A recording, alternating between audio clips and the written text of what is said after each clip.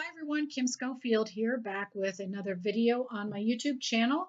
Today I am featuring products from the Crafters Workshop, and this is creating an art journal page, kind of a nature-inspired art journal page, and using stencils to create this look of a silhouette, which you sometimes see a lot of stamps that are the solid silhouette image.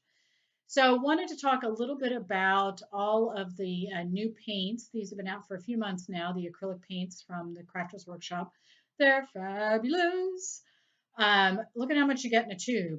Giant amount of paint. Heavy body, which means very thick, very creamy. Feels wonderful to paint with. These are awesome paints. And you know, they have fabulous color. They have fabulous colors and fabulous names like Kale Smoothie. Isn't that a great name for a paint color? Love these. So I am going to be using some of these today. These are all of the colors that are available right now that you can see here on the screen. So you should definitely check these out because they're fabulous. So I am starting with two pieces of paper. This is just a heavy cardstock, and I've kind of created a little bit of this hill or kind of like ground cover using painter's tape. So all I did was cut it, you know, unevenly, tear it, and put that down. And then you'll see what that looks like when I reveal everything. So this is really sped up. Hang in there with me because this is a long video. And I just put some tape down in the back, and that is simply so that I can, you know, my paper doesn't move around. So I'm starting just by laying down some color. So this is going to be kind of my background, my sky. And not, you can tell here, very, this is a complicated technique. It's not, this is so easy, anybody can do this. So just really getting some of that color down.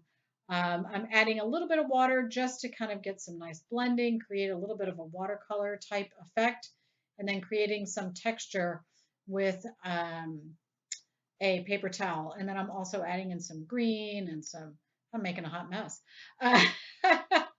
But you can see how these colors mix well together, and you'll see why I ended up doing the colors in this way when we get to the stencils. So now I'm just adding a little bit of ground cover there, mixing a little bit of brown and orange, some of those darker colors.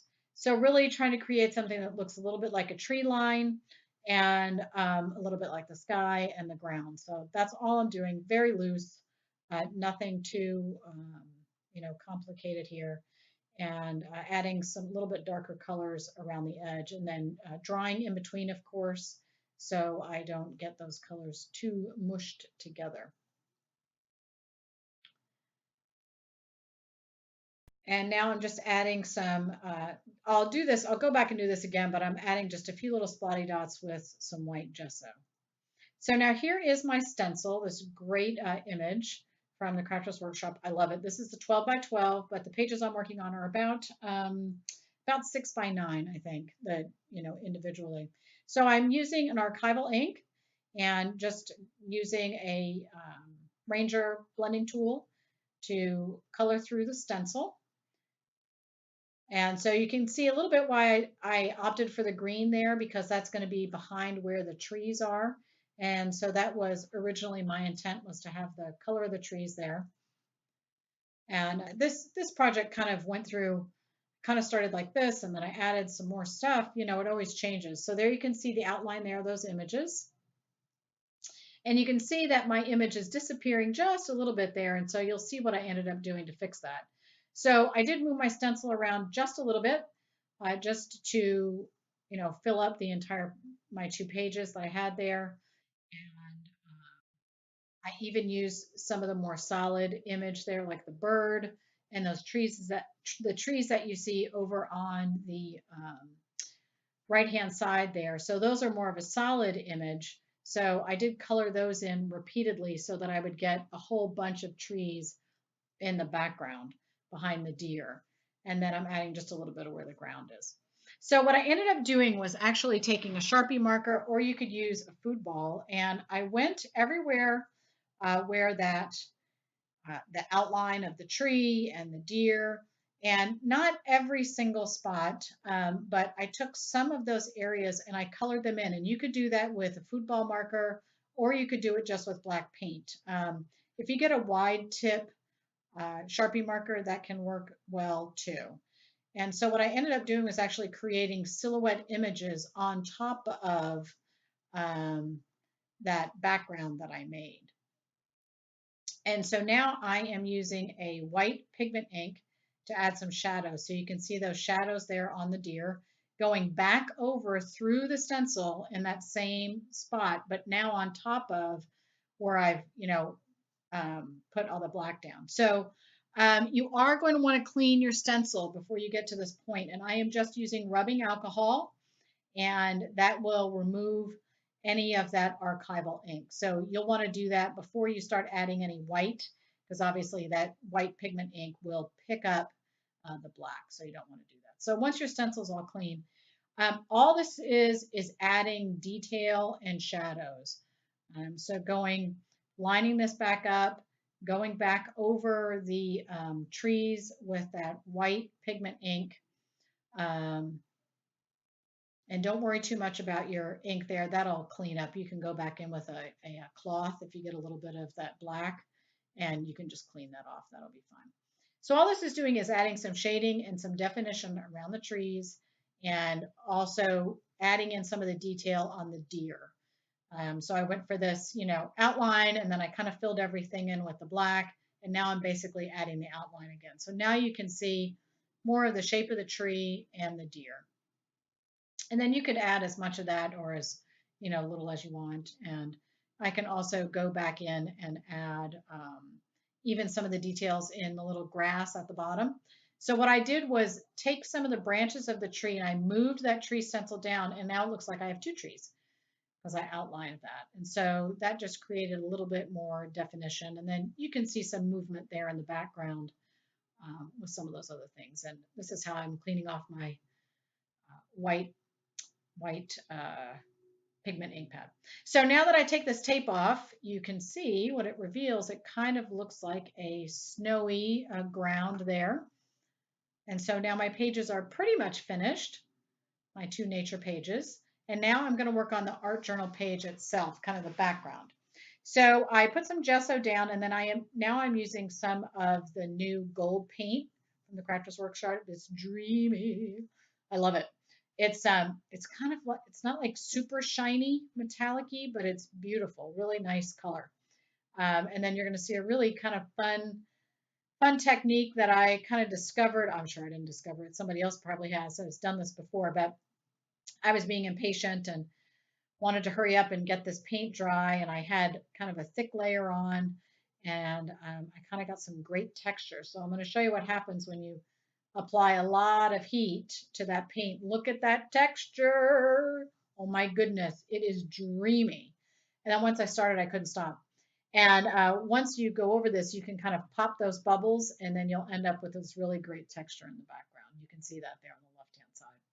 So now I'm going to attach my two nature pages that I worked on to my art journal, and I'm just using some gel medium. This is in the matte finish, so if I get any on the outside of my pages, it will dry clear and matte, and you won't notice. And I'm just making sure that's butting up right against the spine of my journal. This is Dilutions, the smaller journal that I'm working in.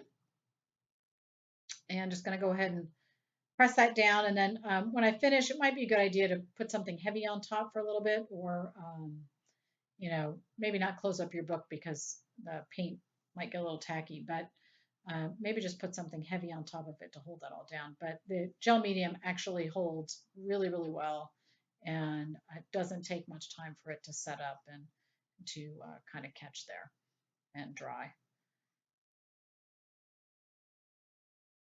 So you see, I'm just moving that around, making sure I've got that in the right place. I think I might have actually closed that there. Oh, maybe not. So you are going to want to make sure it closes with no problem, and you can open it again just to make sure that everything is in the right spot. So now you can see I've got that all seamed up. Everything's dry. I decided I needed some more splotty dots, so I'm adding some more of those to get that on top of the tree and kind of make it look a little bit like snow or stars. And then I did add a little bit of gesso just with my finger around the edges just to tone down some of that metallic have it work in well with the, my background there. So it wasn't super shiny. So, but you still got that fabulous texture. And so just using a baby wipe, make sure it's all cleaned up and removing any kind of spots that I have there that I don't want. So now I'm playing with shimmery goodness. So this is a real shimmery paint, and I thought that would look pretty cool at the bottom to kind of look like a shimmery snow. So you can see how the light picks that up. This is beautiful paint, and you can mix this with any color too. So I'm using it straight out of the jar just as white. It's kind of a creamy white color, but you can mix it with another acrylic paint and change the color of this as well. I was just trying out all the paints today with this art journal page. So now I'm just using a gel pen, a white gel pen, to add a few little details here and there, just to highlight the side of the tree and some areas on the deer. And again, I can just follow some of those lines that were in the stencil that I used with the white pigment ink, and that'll just help that pop out a little bit more. I'm not going over every single one, but this will give my deer a little bit more definition, especially because I have a little bit of a darker background.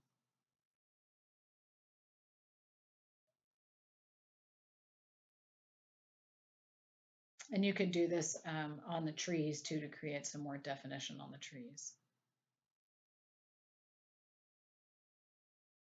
And that is about it.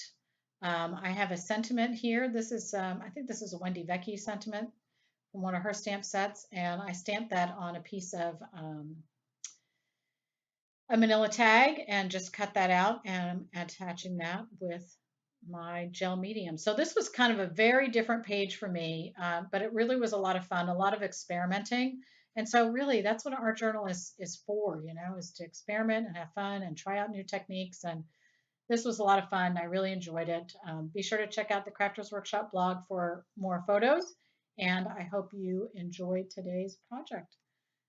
Thanks so much and happy crafting.